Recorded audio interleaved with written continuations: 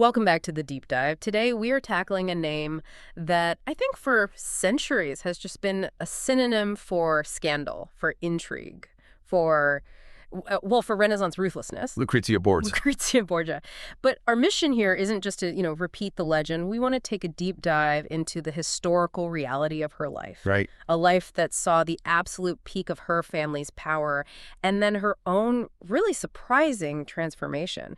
We're going to look at how she went from being a dynastic tool, A pawn, really. a complete pawn handled by her father, Pope Alexander VI, and her brother, the infamous Caesar, to becoming this respected, pious Duchess of Ferrara. And that transition is the whole story, isn't it? It's the central mystery. To get at it, we're relying on a biography that really dissects the world she lived in. Her life from 1480 to 1519 is just this perfect lens for viewing the Italian Renaissance. Violently stained lens, maybe, but perfect, yeah. Yeah. And you have to remember the context. The political landscape was, well, it was chaos. It was defined by these continually shifting balances of power between the big states.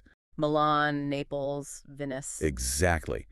And crucially, the immense, volatile, and let's be honest, often corrupt power of the Vatican. And before we get into the family itself, let's just quickly set a financial context. We're going to be talking about staggering amounts of money. Ducats, francs, scudi. For you listening, a rough rule of thumb the source gives is to multiply any of those gold coin values by about 100. That gives you a modern sterling equivalent. So when we mention a dowry of, say, 30,000 ducks, We're talking about something like 3 million pounds today. It just gives you a sense of the sheer economic power the Borgias were throwing around. it's the scale of the megalomania. And that megalomania belonged to the Borgias, or the de Borgias, really, a family of Catalans. Right, they weren't Italian. Not at all. And when they arrived in Rome, they were seen as this alien cell. They spoke Catalan and Provençal. They packed the papal court with their Valencian relatives. And this created this huge well of resentment among the established Italian families. The sources mention a really specific, corrosive slur used against them, Marani. That feels like it's more than just standard political mudslinging. Oh, it's so much more corrosive. Murano literally means swine, but it was the term used for Jews or Moors who'd converted to Christianity, Yeah. often under duress. So they were suspected of secretly practicing their old religion. Precisely. And since the Borgias came from Valencia, which had only recently been conquered from the Arabs, this slur did two things. One, it marked them as outsiders. And two, it cast doubt on their actual Christian piety. Which, when you're the Pope, It's the most damaging accusation you can imagine. This prejudice just fueled all the extreme rumors that followed them everywhere. So let's introduce the source of that power. Rodrigo Borgia, Pope Alexander VI. How does this resented outsider grab the top job in Europe? He was a man of almost unbelievable contradictions. On the one hand, immense shrewdness, a genius for politics. Devious, ruthless, avid for money. But on the other hand, overwhelming charm. A quick sense of humor, this intense sexual power. He was a magnet. His former tutor described him as having a most glad countenance and joyous aspect. And a marvelous power of enduring all sorts of fatigue. Yeah, tireless. But that dual nature is what's so terrifying. This charming, energetic pope who was, at his core, completely committed to his own ambition and his dynasty. The sources are clear. He believed in nothing, not even his own children, standing in the way of his goals. His core loyalty was to the Borgia name. And his longtime mistress, the mother of Lucrezia, Cesare, and Juan, was Venosa Catanei. She was socially ambitious, grasping. But she profited hugely from the connection. Immensely. She wasn't just a concubine, she was a very sharp businesswoman in Rome. She acquired houses, inns, and ran them for her own profit. Her success really tells you everything about the open corruption of Alexander's Rome. Okay, let's unpack the siblings, because this dynamic is the political engine of the whole Borgia regime. Lucrezia's story is just completely tied up in the ambitions and the pathologies of her brothers. I mean, if you look at the core three, they are the definition of contrasts. Lucrezia herself, when she finally gets the space to develop in Ferrara, is consistently described as kind, good, compassionate. She develops a deep sense of religion later in life. Right. But crucially, at the time of her first marriage, she's only 13, but she's already noted for her adult intelligence. She was smart enough to see her own predicament. And then you have the two men who just defined her youth. Let's start with Cesare Borgia, the one history always calls the evil genius. Cesare was, you could argue, the most brilliant and the most utterly ruthless of the entire family. Physically, he was described as most beautiful, tall, and well-made. The manners of a great prince's son. polished, sophisticated, lively, fond of society. But now, even though he was getting rich ecclesiastical benefices from the age of 7. Including his father's old archbishopric of Valencia. Right. But he had absolutely zero inclination for the priesthood. He wore secular clothes, he carried a sword, he wanted military command. He sounds like the quintessential Renaissance man, the self-made man. He was an egocentric source of nature. He explicitly took his namesake, Julius Caesar, as his role model. He wanted to carve out a new kingdom for himself in Italy, and he didn't care about the costs in blood or alliances, purely results-driven. And then you compare that force of nature to Juan Borgia, the second son. Yeah. Plain, arrogant, mindless, dissolute. And yet, the sources are crystal clear on this. Juan was Alexander VI's favorite, the eye of his holiness. And that favoritism was incredibly powerful. The Pope just showered wealth and attention on him. When the envoy from Mantua wanted to get influence with Alexander, he was told straight up, you need to get to Juan Gandia. Even if it meant giving him priceless Gonzaga horses. Exactly. The fastest way to the Pope's heart was through his favorite feckless son. And it's these deeply tangled relationships, Lucrezia being closest to Cesare and her father, that became the fuel for those devastating accusations of incest, the ones she could never really escape. Absolutely. And the text rightly advises a huge amount of skepticism here. Yeah. I mean, yes, the Borgias were scandalous and not very discreet, but rumor was a political weapon. And the morality of the era was different. Very different. The source points out that one of Cesare's contemporaries, Gian Paolo Baglioni of Perugia, would openly receive ambassadors while he was lying in bed with his own sister. Sexual innuendo was just the default smear against a powerful, successful, but foreign family like the Borgias. That context is so important because she was a political object long before she was an adult. Let's just trace her early life as pure political currency. It starts when she's just 10 years old. Her future was just a series of rapid-fire transactions. At age 10, she's promised to one man, Corrobidis and Tels. That's in 1491. 2 months later, that's annulled for another boy, Don Gaspar de Procida, who was 11. Then, that second contract is annulled in November 1492, right after her father becomes Pope Alexander VI. 3 betrothals in less than 2 years. It demonstrated in the most brutal way possible that her future was just a casualty of Alexander's shifting political ambitions. So her first actual marriage to Giovanni Sforza in 1493 was designed as a punishment for the Pope's enemies. Pure, cynical diplomacy. The Pope needed an alliance with the Sforza family, who'd backed his election, and he wanted to punish King Ferrante of Naples, who had backed the rival Orsini family. And the marriage was rushed, secretive even. To get ahead of the Neapolitan counteroffers, which were intense. And ironically, they included offering Ferrante's grandson as a husband for Lucrezia. Who would later become her second husband. Exactly. The political board was just constantly in motion. Sforza was 26, a widower. Lucrezia was 13, and her dowry was 31,000 ducats. Using our conversion, that's over 3 million modern pounds, an astronomical sum. It sealed the deal, and the Sforzas saw her as leverage. Cardinal Ascanio Sforza wrote to his brother saying that since the Pope was a carnal man and very loving of his flesh and blood, this personal link would guarantee his loyalty. She was a physical guarantee of an alliance. And this marriage really sets the stage for the darkest period of the Borgia regime, scandal and outright murder in Rome. Before the alliance fell apart, Alexander just poured wealth onto his favorite son, Juan. Alexander's adoration was completely blind. When Juan went back to Spain in 1493, the gifts were staggering. Velvets, brocades, jewels, huge tapestries woven with histories of Alexander the Great. But the most telling detail speaks to that Borgia duality. It does. The Pope, with his own hands, placed a piece of the true cross into a jeweled golden cross for Juan's wife. Piety and unimaginable secular wealth all mixed into one terrifying brand. But by 1497, the Sforza alliance is politically useless. Alexander needs a Neapolitan connection. Giovanni Sforza goes from being a crucial ally to being Surplus to requirements. Yeah. So Alexander sought an annulment. The grounds were non-consummation due to impotence. Sforza must have known he was in danger. He did. He fled Rome immediately after Caesar gave him a very clear hint that he should disappear. He pretended he was going to a pardon ceremony just to get out of the city. But he didn't just flee. He fired back with the incest accusation that poisoned Lucrezia's name forever.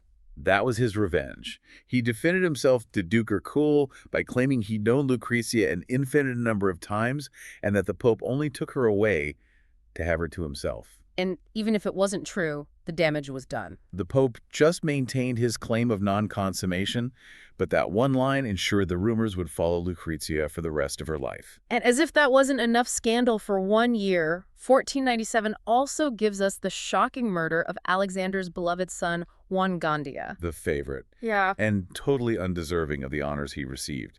Alexander made him captain general and gonfalonier of the church. That's essentially the commander-in-chief of the papal armies. It's an immense role, and Juan had zero military experience. His campaign was such a disaster that the rival Orsini family mocked him by sending a donkey into the papal camp with a sign around its neck. What did it say? "I am the ambassador of the Duke of Gandia," which is absolute humiliation. A humiliation that maybe could only be washed away with blood. Juan disappears after having dinner with Cesar. He insisted on going off alone to the ghetto with a masked man. And when they finally started searching for his body, they questioned a boatman on the Tiber. They asked him if he'd seen anything. And his reply is one of the most chilling details in the whole story. It is. He said that in his life, he had seen more than 100 bodies thrown into the river right at this spot and never heard of anyone troubling himself about them. 100 bodies. That just defines the level of chaos and violence under Borgia rule. It sets the scene perfectly. Juan's body was recovered, fully clothed, money still in his purse, 9 stab wounds. Alexander VI was just completely undone. Thrown into a paroxysm of grief. He locked himself in his room, refused to eat or drink for days, swore revenge on the Orsini, who he wrongly suspected. But of course, no one was ever charged. And the obvious beneficiary was Cesar, Who had always hated Juan's undeserved favoritism. And the drama immediately swings back to Lucrezia in 1498 with the Perodo affair and the Ensigns Romanus. She was sequestered in a convent. Possibly because she was having an affair with Perodo, who was Alexander's chamberlain. Rumors started flying that he had gotten her pregnant, and then a report in March 1498 said she had given birth. Which brings us back to Cesar's cold-blooded practicality. Cesare had every political reason to remove the man and the evidence. He needed Lucrezia for another strategic marriage.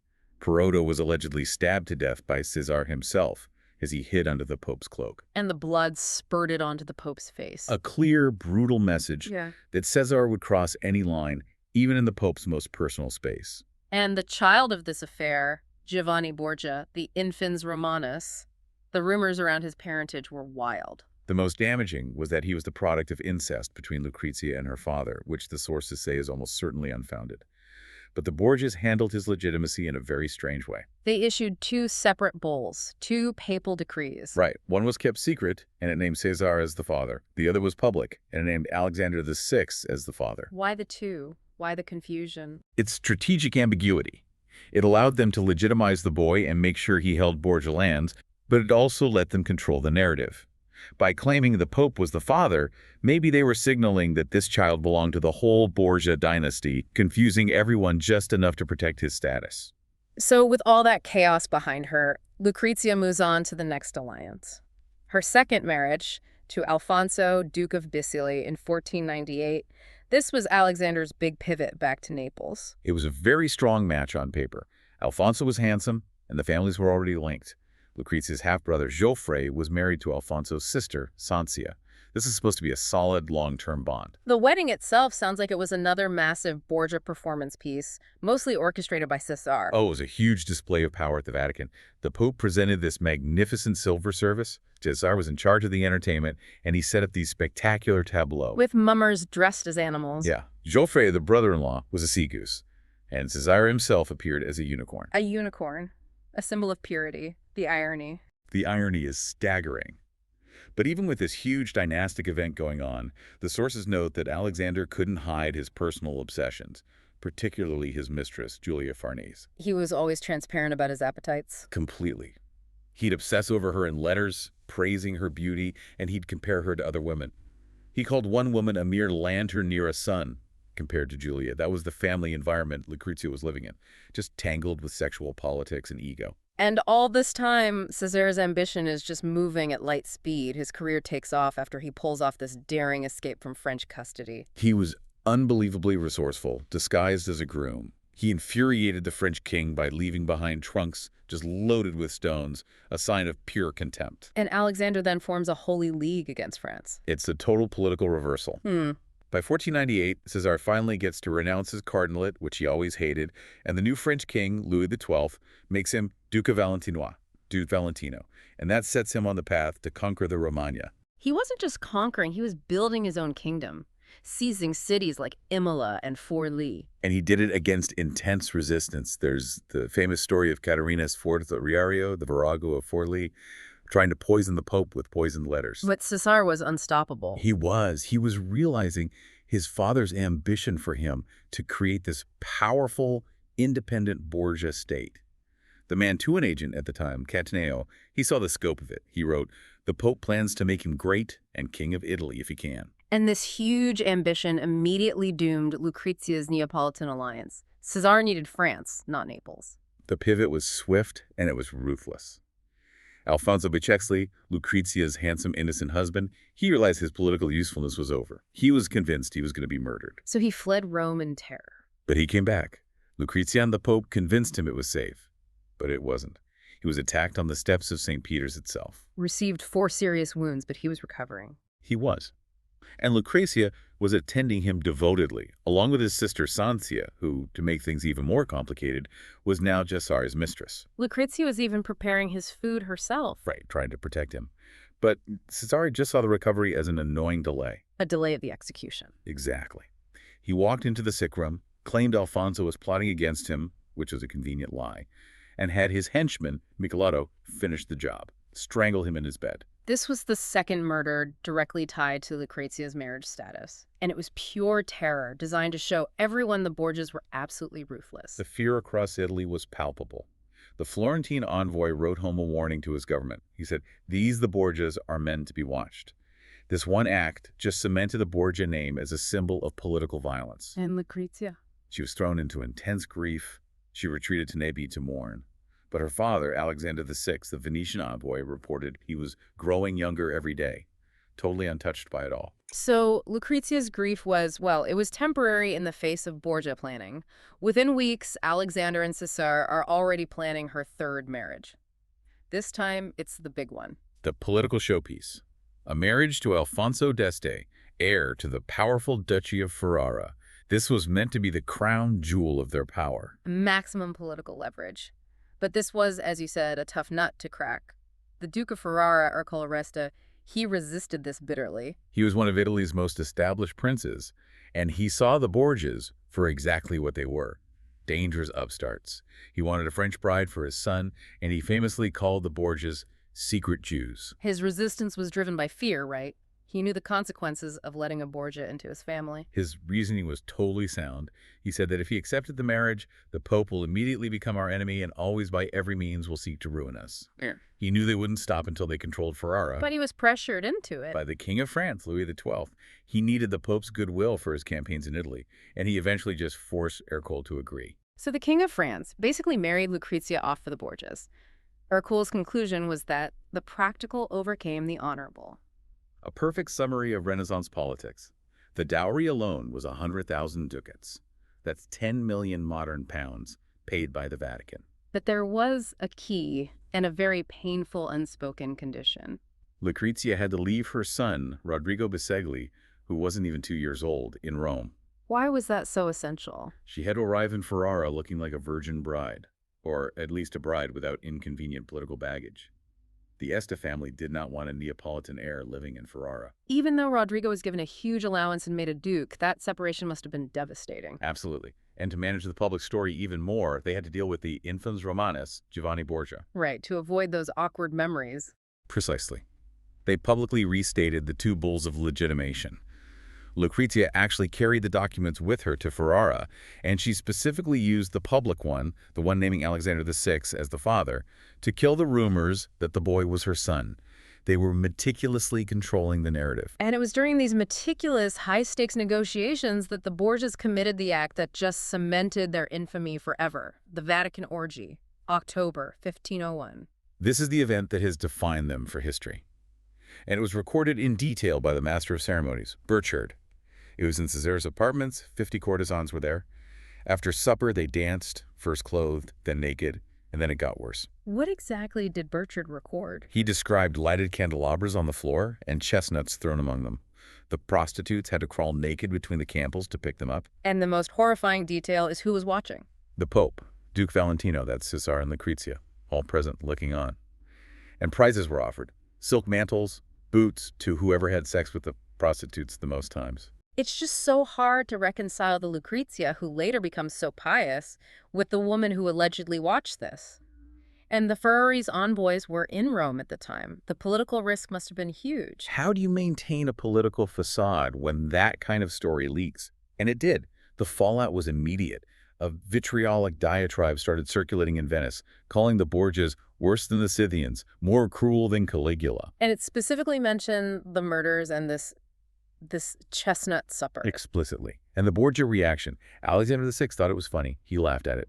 Caesarea, on the other hand, was violently vengeful. A man was caught spreading rumors, and Cesare had his hand and part of his tongue cut off and put on display. The message was clear. Laugh in private, suffer in public if you challenge us. Despite all that, the journey to Ferrara in 1502 was meant to be the ultimate display of Borgia prestige. It was a military and financial flex. The contingent was huge, 753 people, hundreds of horses and mules. Lucrezia's trousseau was bigger than recent royal weddings. She was completely aware of the power of display, and she was going to visually overwhelm the Este court that had rejected her. The journey itself sounded like an ordeal. The envoys were in despair at how slow it was. Lucrezia and her ladies needed constant rest, partly for this complex, all-day beauty procedure, washing her hair. Which wasn't just washing her hair. No, it involved pastes of white doves, peach stones, even mercury to get that pale white skin that was the ideal. The process took all day, and it stalled the entire massive group. She traveled with high-status company, but the real test was meeting her new family, especially Alfonso's sister, Isabella d'Este. Isabella, Marchioness of Mantua, the epitome of cultured nobility. She was intensely snobbish, called the First Lady of the World, and she hated that this upstart Borgia was marrying her brother and outranking her. So she was walking into a very hostile court. A court that was determined to judge her and hold her past against her. Her entourage was writing letters back home about how Isabella was obscuring with its wraith all the stars at the wedding. It was a power play from the very beginning. But Lucrezia seems to have been determined to conquer Ferrara, not with Borgia terror, but with culture and competence. This is where her transformation really starts. It is, and Ferrara was a glittering city, a huge center for Renaissance theater, music, the arts. It was dominated by the grim Castello Estense, but it was sophisticated, and Lucrezia adapted very quickly. She also took on a real administrative role. This is crucial. Yeah. She presided over the Issum de Supplice. The examination of petitions. Right, and this was serious work. People from all over the duchy would petition for justice, financial aid, things like that.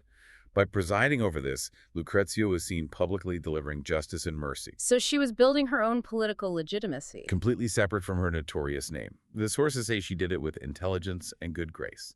It was tangible proof that she was a competent ruler. And her husband, Alfonso, he seems to have grown genuinely devoted. He was a reserved man, more into engineering than poetry, but he showed real devotion. He made sure she had beautiful apartments, and the sources say he never failed to sleep with her at night and to do everything to make her happy. After the chaos of Rome, that domestic stability must have been a revelation? It must have been. But she also cultivated her own cultural circle, a court of literary young men who were drawn to her intellect. People like Ludovico Ariosto. Ariosto, the Strozzi brothers, and most importantly, Pietro Bembo, the great humanist who would later become papal secretary. This patronage wasn't a hobby. It was how she cemented her status and outmaneuvered Isabella d'Este's snobbery. And it was with Pietro Bembo that she developed this passionate, romantic intrigue around 1503. Bembo was one of the great literary figures of the age. Their relationship, which was helped along by Ercole Strozzi, who loved intrigue, was intense. They exchanged these secret, passionate poems and letters. A love story worthy of the Renaissance court. Absolutely. Bembo wrote to her, recalling their meetings on the balcony with the moon as witness. It was a deep emotional and intellectual bond. But that personal romance was immediately overshadowed by a huge shift in power. The sudden death of her father, Alexander VI, in August 1503. Alexander died suddenly, probably from malaria. The speed of it just fueled rumors of poison, including that farcical story that he and Caesar had poisoned each other by mistake. The political world just went into freefall. And Lucrezia herself was in great danger, ill after a stillbirth. She was distraught and gravely ill.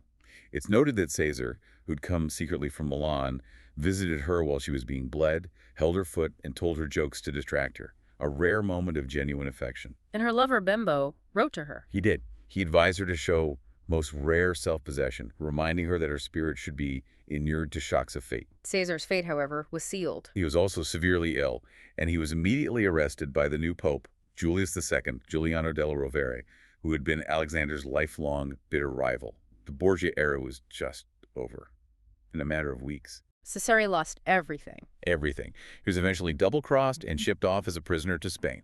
What's so interesting here is that even as her family's world is collapsing, Lucrezia shows this enduring care for her son, Rodrigo Bisegli. Despite being accused of being a thoughtless mother, she appealed directly to Ercole about Rodrigo's safety. She knew the immense danger he was in now that the Borgias were gone. She agreed to send him to Valencia to protect him, showing a Borgia realism mixed with real maternal concern. So she survived the Borgia chaos only to walk right into the intense internal conflicts of the Este family, the Conjura. The succession plot. And the feud started violently. Alfonso's brother, Giulio d'Este, was blinded and disfigured in an attack instigated by Cardinal Ippolito d'Este over a romantic rival. And Alfonso's failure to punish Ippolito properly led to this simmering resentment. A murderous resentment. When Alfonso became duke in 1505, it all boiled over. In 1506, Giulio and another brother, Ferrante, plotted to assassinate Alfonso. Ferrante confessed, and they were arrested. Alfonso must have been terrified by the betrayal. He was horribly shocked. He gave orders that only his most trusted guards could access the castello and moved Lucrezia to more secure apartments. The brothers were sentenced to death, but he commuted it to life imprisonment. And Giulio was eventually released. 53 years later, in 1559, an 81-year-old man, still dressed like a dandy from a bygone era. It must have been a bizarre sight. The violence continued to touch her personally, with the murder of her friend, Ercole Strozzi, in 1508. Strozzi was her confidant, her poet friend, and critically, the go-between in her ongoing affair with Francesco Gonzaga, Isabella d'Este's husband. So the prime suspects are clearly the Este men. He was murdered in the street, his body dumped in the city center. It was a message. Strozzi had become indispensable to Lucrezia, and Alfonso and Ippolito clearly disliked him. His role as the intermediary for her affair gave them a powerful motive. And the crime was never investigated. Which points directly to the family's involvement. But Lucrezia was unbowed. She just continued her relationship with Gonzaga, using Strozzi's brother as the new go-between. Moving into her final decade, Lucrezia faces the greatest external threat yet, the war against the papacy from 1510 to 1513. Julius II, the Borgias' great enemy, was determined to destroy Ferrara. Julius reverted to Alexander VI's policy of consolidating the papal states. But this time, Ferrara was the target because of Alfonso's alliance with France. Julius sincerely detested Alfonso and claimed the war was God's will. So Alfonso was excommunicated, his duchy taken from him, at least on paper. The danger was existential. But Lucrezia showed remarkable resilience, no signs of fear. She acted as a gracious hostess to the French captains who came to help. The famous Chevalier Bayard met her then and called her a pearl in this world. He noted her diplomacy was of great service to her husband. It was. They were a political partnership now, and Alfonso proved himself to be a brilliant military leader. He was a brilliant artillerist. There's that famous story when Julius demanded the keys to Ferrara. Right. Alfonso pointed to his newly cast cannon, the Casa Diavoli, the Devil Chaser, and said, "These are the keys I would like to give the Pope." And the ultimate symbolic revenge came after the victory in Bologna. It's an incredible anecdote. The citizens of Bologna donated Michelangelo's massive bronze statue of the Pope to Alfonso. And Alfonso, with this characteristic pragmatic malice, didn't display it. He melted it down for a cannon. And named it La Giulia, a profound political statement, turning the great symbol of his enemy's power into a weapon of war. But amid all this triumph, she suffered a huge personal grief, the death of her son, Rodrigo Bisegli. In 1512, she got the news that he had died in Bari, and despite being separated from him for years, she was reportedly in such tribulation of spirit that there was no means of comforting her. The pain was profound. She also maintained this incredible dedication to the other surviving Borgia family member. Her loyalty to her blood was absolute. She kept helping the feckless Giovanni Borgia, the infans Romanus, even though he was a nuisance and Alfonso found him hard to stomach. She never abandoned her relatives. And during the years of peace, the Este court cemented its status as the standard for all of Italy. The court was spectacular. Complex banquets choreographed by the famous steward Cristoforo da Messisbugo. Lavish courses served on pottery that Alfonso often made himself during wartime. The magnificence was essential for diplomatic display. The final shift in Lucrezia's life, though, was a turn towards deep spiritual devotion. It seems like such a profound change after the excesses of Rome. It was more than just becoming religious. She adopted the radical reformist wing of the church. This gave her moral high ground and political protection in a post-Borgia Italy. She became a lay sister of the Franciscan order. Founded a charitable foundation, her own convent, and she placed Cesar's illegitimate daughter there. It's a complete reversal of her earlier life. Completely. Her last letter, written to Pope Leo X in June 1519, while she was dying from a fever after a stillbirth, just shows her deep piety. She told the Pope she accepted death as God's will. She died on June 24, 1519, at the age of 39. What an incredible, pressurized life. Her story spans the height of Borgia power, the extreme violence of the Italian wars, the flourishing of Renaissance culture. She starts as a political commodity at age 10. Survives the incest accusations, 2 dead husbands, the total collapse of her family, the murder of a close friend. And emerges as this highly functional, pious, and deeply respected Duchess of Ferrara.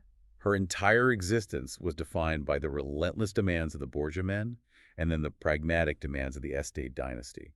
She was always balancing on this razor's edge between being a valuable asset and being a liability that needed to be disposed of. Which brings us back to the core question. When we consider Lucrezia in her new life at Ferrara, the one constant was her absolute loyalty to her terrifying brother, Cesare, even after he fell. She worked tirelessly for his release and for his children.